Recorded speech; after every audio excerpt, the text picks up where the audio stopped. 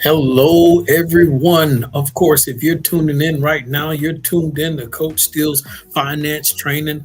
I'm excited about the training on today. If you're going to train today, I'm telling you right now, you better get yourself something to write with and something to write on. And you'll probably need a calculator as well. Now, of course, you can use your phone. So feel free to use your phone as a calculator as well. But I have something exciting, something different on today, something that's interactive for you. And for some of you who are interested in understanding about simple ways to evaluate real estate deals, you're going to have an exciting time on today playing with some numbers. So, as we get started, once again, it is Saturday, 9 a.m. Eastern Standard Time Zone, and you know what time it is. It's time for another session with none other than Coach Steele's finance training. So I'm happy to have you all tuned in on today as we talk about simple ways to evaluating real estate deals. And as you are tuned in on today, make sure you're in the comment section. Let me know who's tuning in and subscribe. Subscribe to the YouTube channel. We are almost at another milestone of hitting another set of subscribers. So make sure you subscribe. We have a lot to go over on today, so I'm going to make sure we get this party started. Grab your get your popcorn ready, whatever it is that you need. Get your food, your snacks, you name it. Something to sip on, something to drink. Hydrate your body. It is hot outside. We're going to get this party started here at Coach Steele's Finance Training. And like I said, you can go to YouTube, Coach Steele's Finance Training, and subscribe. You see it right there down there at the ticker. Happy to have everybody tuning in as you come in the room. Come on in the room. I have a challenge for you all today. The challenge is I'm going to present two real estate deals, property A, property B. We'll do a hypothetical scenario. And based on the numbers, based on what you're looking for as an investor, you can decide which deal you prefer, which deal makes more sense to you. So after we chop it up and do the numbers, you have an assignment to be able to tell me which property you would choose and why. Now let's look at the assignment. Let's see if I can find it here quickly. All right, that is it right there. Do y'all see that? Can you read that in that comment section? Let me know if you see that. Let me supersize it. Boom. Which deal would you take? You have 25K, that's 25,000 for a down payment on an investment property. Now, property A is worth 150,000, but they're selling it for 100,000. All right, that's property A. Property B is worth 100,000 in value, but they're selling it for 80,000. So when we look at this right here, depending on what you're looking for, you can decide, okay, we got $50,000 worth of equity here, and we got $20,000 worth of equity there. Now, when we evaluate this deal, guys, we're also going to look at the rent that it's bringing in monthly, what the overhead costs are, what the cash on cash return is. So you're going to need your calculator and something to write with as we go over this deal. So we see the two deals right here. And if you tuned in a little late, that's okay. You can always go back and watch it again. We're talking about simple ways to evaluating real estate deals on today. And I'm going to give you two scenarios and we're going to go over it. And we're going to treat it like we're investors. Now, when you're a real estate investor, just doing some basic real estate, we're not talking about private lending, borrowing from silent investors. If we were to go to a broker, usually they're going to have us put like 20% down. So we got to figure all of those things out. So let's start with property A. We'll start with the first property. So if we start with property A, and property A is worth 150,000, but it sells for 100,000. What is 20% of 100,000? In that comment section, I need you to tell me what 20% of 100,000 is. We need to know what we come to the table with. Remember, on the word sheet, on the Word document, it says you as the investor, you have $25,000.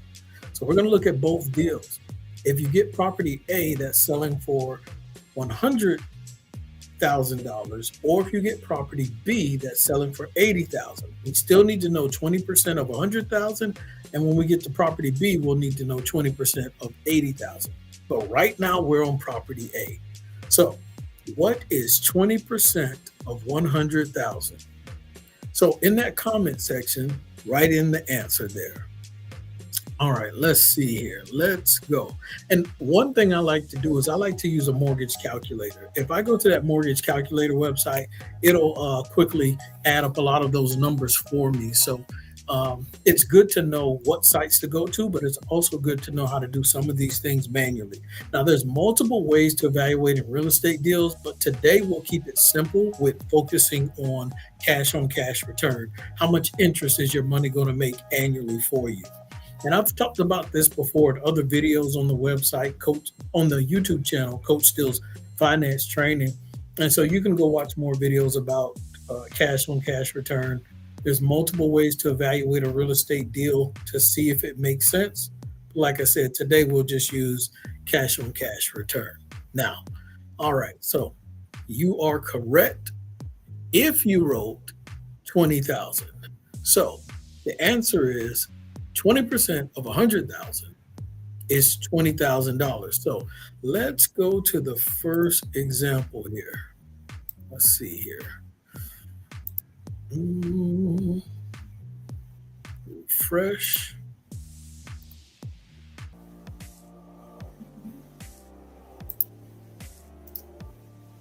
If you're just tuning in, welcome to Coach Steele's Finance Training. On today, we are talking about evaluating real estate deals. We have two options, property A and property B. Property A that we're going over, here we go. Ladies and gentlemen, it is selling for $100,000, but it's worth $150,000.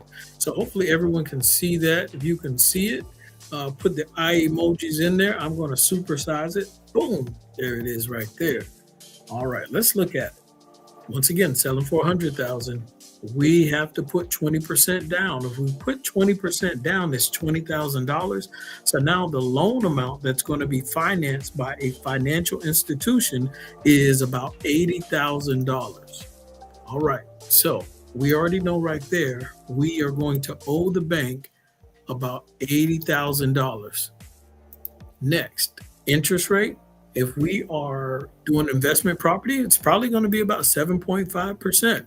I know a few months ago it was like 7.75%. Now we're just estimating here for property tax and insurance, and we'll leave them both the same equally to keep it fair on both properties. But if we do that, it's saying for this property that's $100,000, the monthly mortgage payment is going to be $809.37. And to keep it simple for our sake, for math, we're just going to round that up to $810. So for property A, the monthly mortgage payment is going to be about $810. And we put 20,000 down. And as you use this mortgage calculator, it even shows you how much is going to interest, how much is principal and interest, and how much of it is escrow as well. So that's a good thing as you use these mortgage calculators. But the main thing I want you all to focus is the overhead, the monthly payment is $810. Now, for property A, we are going to say that the rent is $1,110. The rent for property A is $1,110. Now keep in mind, as we go over this, rent is $1,110 for property A. But the mortgage is $810. All right, so we know that. So if the rent is $1,110 and the mortgage payment is $810, after you pay your mortgage, what is that profit? What does it look like right there? How much money is that every month? Come on in that comment section. I need you to write your answers. I need to see if y'all are doing the math. That's simple math right there. If you need to, use a calculator. See what it is. 1,110 minus 810. That should be an easy answer to find. All right, so that's $300, right? So if you make $300 a month, $300 a month for 12 months, how much money is that? So take that 300 and multiply it times 12. So we can see how much profit so far property A is going to make annually over 12 months. In that comment section, we're looking at property A and how much potential profit it might make.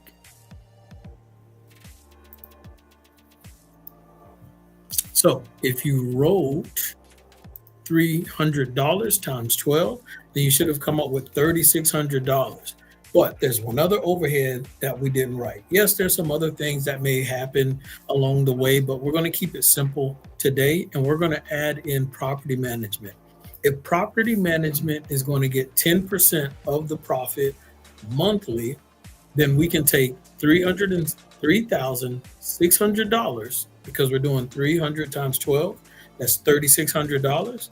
Well, then we know 10% of that is $360. So if property management gets $360, now we have to take $3,600 minus $320. And what do we come up with? Our annual profit is $3,280. $3,280. All right. So everybody keeping up? Everybody good so far? We on property A. Property A, we're buying it for $100,000. We put $20,000 down. So now the financing is $80,000. The rent monthly is $1,110.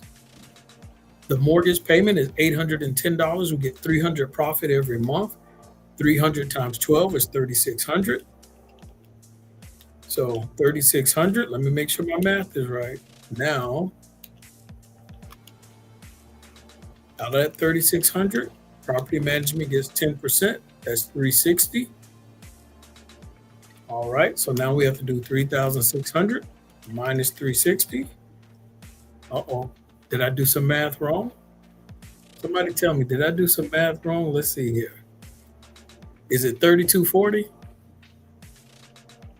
Let's see. Let me correct my math here. It should be 3240. 3,600 times 10% is 360. 3,600 minus 360 is 3,240. So correction on my part. So your annual profit is 3,240, 3,240, and that's after we pay the property management and we pay the mortgage. All right, so now we got 3,240. Now we're getting ready to see a basic cash on cash return. How do we do that? We take the amount that we put down, and we also take the amount of the net profit as well. So the net profit, 3,240, and then we take also the 20,000 we put down. Remember, we put 20,000 down for property A. So now when we look at these two, we want to do 3,240 divided by 20,000. So let's grab our calculator. Let's find out our cash on cash return. If I make a $20,000 investment, how much interest am I going to make annually off of this? 3,240 divided by $20,000. You should have come up with 0.162. That means 16%, 16.2%. Now, most real estate investors, maybe, for long-term rentals, want to make 10 to 12% interest starting off on cash return. Now, in this case, it would be 16.2%. So we know we're going to make like 16% on our money. That's better than a high yield interest savings account. It's better than a regular savings account. It's better than a CD. we're making some passive income off of this investment property. Now that's property A that is worth $150,000. It's got $50,000 worth of equity, and we're going to make 16%. And basically, we're making, let's see, every month, 3240 divided by 12, we're making about $270 a month. All right, that's property A. Any questions about property A? If not, let's go to property B. Now remember, property B is worth $100,000, but it's selling for $80,000. Now let's go look at this. Let's see if we can go to property B. All right. Let's see if we can get this one. There we go. We got it on the first try. We're going to supersize it. That way everyone can see.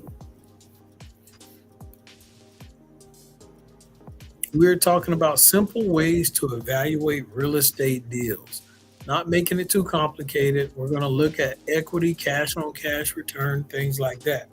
Now, if the house is being sold at $80,000, but it's worth $100,000, we know we got potential $20,000 worth of equity. The other one has about $50,000 worth of equity. If we put 20% down, now the loan amount is going to be $64,000. All right, so it's going to be $64,000. Interest rate, all things fair and equal, 7.5%, just like property A.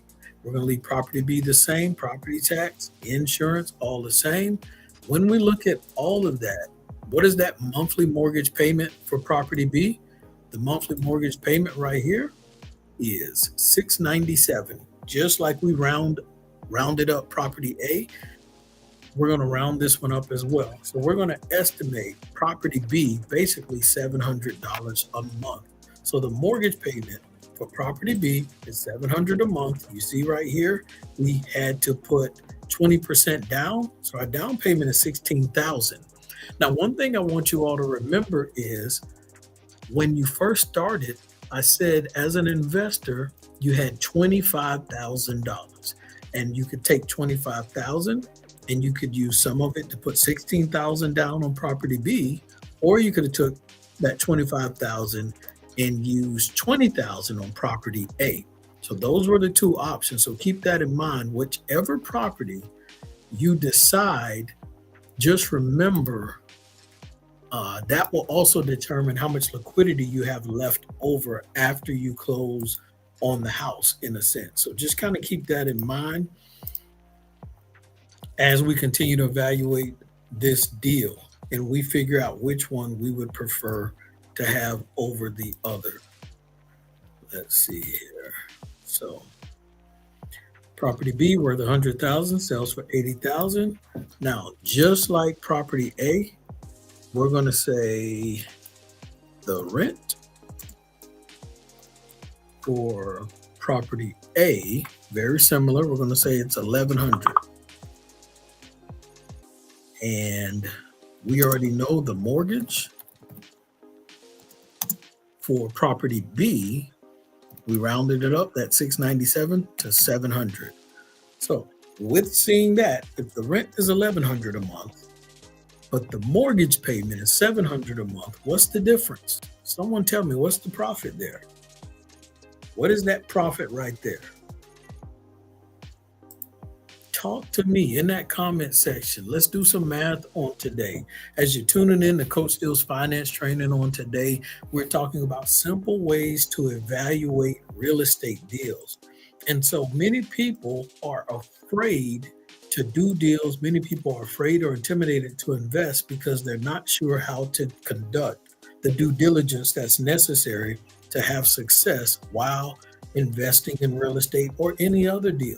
You can do cash on cash return on a lot of different things. So a lot of these fundamentals are going to help you when investing in other assets as well. And like I mentioned, cash on cash return is just one way, one small piece of the puzzle to see whether or not that real estate deal is good. So I'm interested to hear your thoughts and comments on today, whether you're going to choose property A or property B. And based on our homework and research, it may help you make a decision. So think about what I'm saying.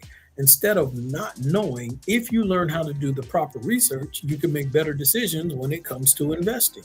But if you don't know, you'll just make a decision and not know the pros and cons of what you missed out. I want you all to be able to evaluate both deals and see which one looks better for you.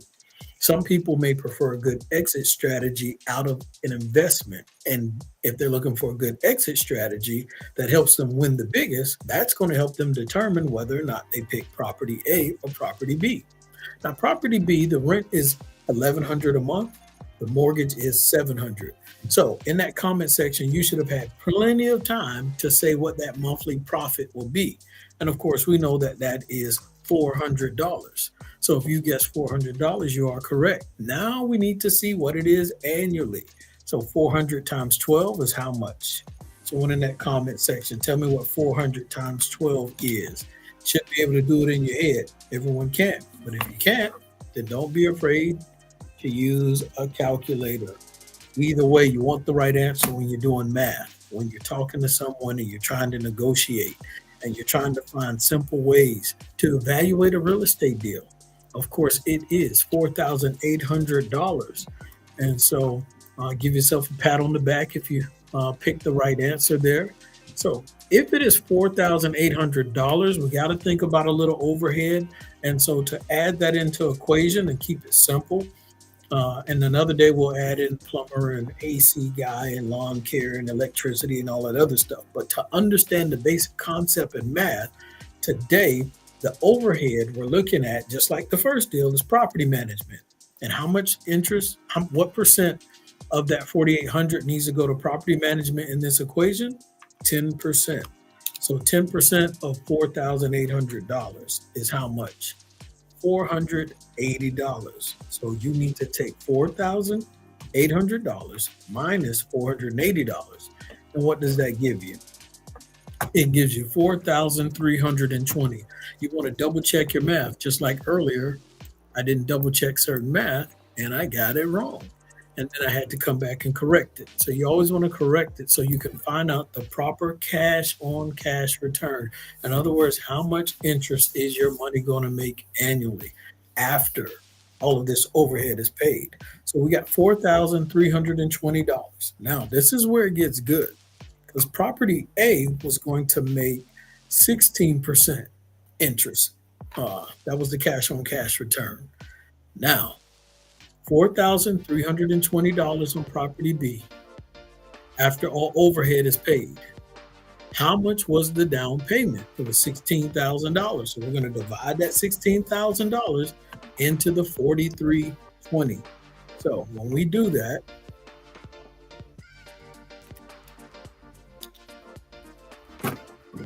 what do we get? What's your answer? 4,320 divided by 16,000. If you have 0.27, then you are correct. That's 27%. Now here's where it gets interesting. Because property B, there was less to have to put down. There's a bigger profit margin monthly. And the cash on cash return is much greater. It's at 27%. When property A was at 16%. Now you have a decision to make. So let's say 27%. And if the annual profit was 4,320 divided by 12, that means every month you're making $360. All right. So property A was making 270 every month. Property B is making 360. Cash on cash return is at 27% with property B. Property A, cash on cash return is at 16%. Which property are you picking? Are you going with property A, where you had to put $20,000 down, which left you about $5,000 cash? Or are you going with property B, where you only put $16,000 down, and since everyone started with $25,000, that left you with $9,000 worth of liquidity? Here's where it gets interesting because as an investor, property A has $50,000 worth of equity, right? So with that $50,000 worth of equity, Or property B that had $20,000 worth of equity. There's a $30,000 difference when it comes to equity. I like property A because if I change my mind in the next month or two, I could potentially walk away with $50,000 and 2 months worth of rent, which is 270 times two, which is like 540. So walk away with 50,000 and $540 from rent. And if they didn't maintain the house properly, I keep uh, the deposit. But that's another story. Now, with property B, you can walk away with $20,000 worth of equity and maybe 2 months worth of rent. 360 is 720. So, do you want the safety net? These are things that you have to look at when you're evaluating deals. Are you more so looking for a deal where you can make the most monthly for passive income? In long term, you're willing to be patient and let the equity in that house build up? Or do you want to make some passive income at a decent rate, interest rate, as you invest your money, and also have a strong exit strategy where you can get up out of there and walk away with a profit? So those are some of the things that you have to evaluate. And I'm glad that you're tuning in to Coach Steele's finance training on today. And I wanted to give you some things to think about as you continue to evaluate deals, and something else for you to think about as you're tuning in. Let me share this with you. If you need a financial coach, someone to guide you through some A's and B's of financial literacy, feel free to go to my website and click Start Now, and we can guide you and help you. That way you can get started. Those are some of the things we provide, but also what I want you to do is go over here and click the Shop tab. And when you do, click on the t-shirt, and I want you to get yourself a t-shirt, a Make Money Multitask t-shirt, and it comes in different colors. It is awesome. So I definitely want y'all to come and patronize at my website. My website is www.steelsfinanceacademy.com. Figure out what size you want, what color shirt you want. That red is pretty cool as well. But definitely get on there, get you a money man, make your money multitask. Don't just talk about it, but also wear it and actually do it. Give yourself a reminder, put it on every week. So definitely want you to go to the website, get your t-shirt as well. So as we continue with Coach Steele's finance training on today, as you see, we're talking about simple ways to evaluate real estate deals. I just went through a way you can look at two deals and evaluate them. Pretty cool, pretty simple, not too complicated. And don't be afraid to step out there. Don't be afraid to reach out to real estate agents or property management to find out what deals are out there. That way you can find yourself a good deal. Give yourself some cushion. So that way, if your job doesn't give you a raise, you don't panic. Why? Because you can give yourself a raise through your investment, through your real estate properties. Every year, every other year, rent is going up. So even when your job won't give you a raise, guess what? The property will, and it will continue to rise. Those are some of the things that you have to think about with those deals. And that's why I love having everyone come together here at Coach Steele's Finance Training to talk about financial literacy. It's so important that we continue this conversation to talk about how money works and what creative things we can do to improve ourselves financially. And if you are, new to Coach Steele's Finance Training, make sure you go to the YouTube channel and subscribe. And we are going through right now a book called Rich Dad, Poor Dad, Robert Kiyosaki. And you'll see some of the chapters in here that we have gone over. Just like you click on the live tab, and as you do, you see the rich invent money. Let's go a little bit lower. You see chapter 4, taxes and corporations. Chapter 3, mind your own business. So definitely get the Rich Dad, Poor Dad book. Take your time as you catch up with us, and you can catch some of these chapters. Why teach financial literacy? The difference between Dave Ramsey and Robert Kiyosaki, and the list goes on. So you can definitely come in and get this content. We do interview entrepreneurs, as you see as well.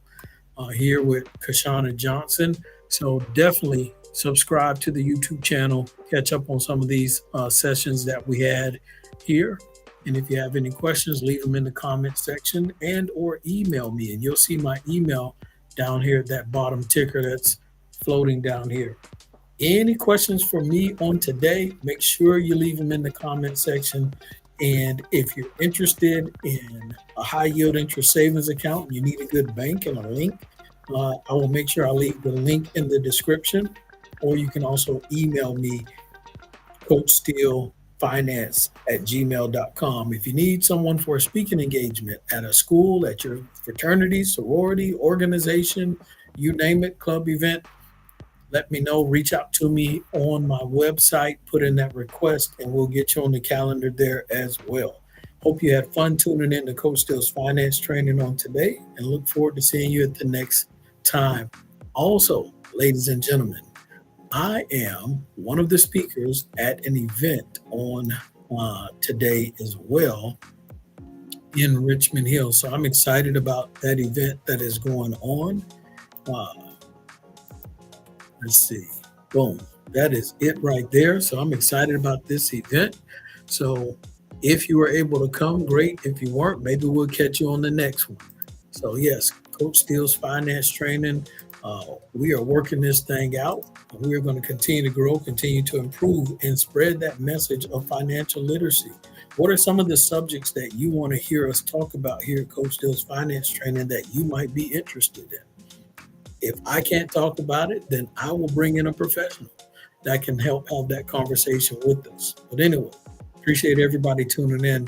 Coach Steele's finance training. Make sure you share the live. That way we share this information about financial literacy with as many people as possible.